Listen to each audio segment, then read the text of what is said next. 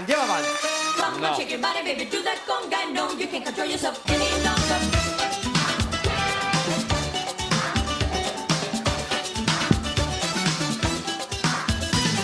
Come on, shake your body, baby, do that conga. Cioè, mi stavi spostando, ma che fai? Oh, vezzo lo vai bene. Che fa, non sai bene quando tagliano i capelli? Sappua, Sì, va esposto. Sono parrucchiere e sono qui per rifarti il look. Che? Ma ne scevamo iniziare un cuofa. Ma che c'entra? Ma c'è una puzza di muore. Ma che vuol dire? Dai, non va, fare, vieni forza, subito fammi i qua. capelli, veloce che...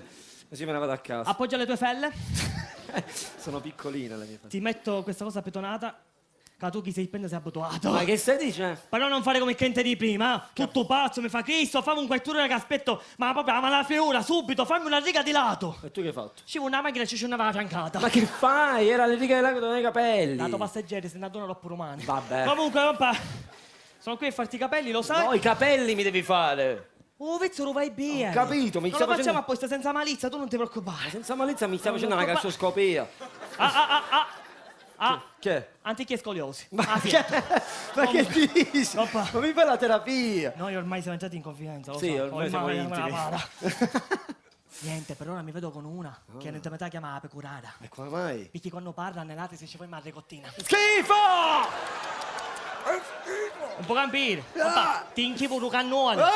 Ah, mi ci parlare di 3 ore, che fai? Che fai mettere no? No! Comunque, compare, non sono qui per parlare delle mie ragazze, ma sono qui per rifarti il look, Bravo. semplicemente la base. You've been hit by a smooth criminal.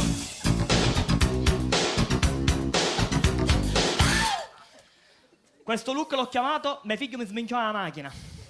Ma questo è uno scontrino! Appena arriva a casa c'è un riasso. Come on, shake your body, baby, do that conga. No, you can't control yourself any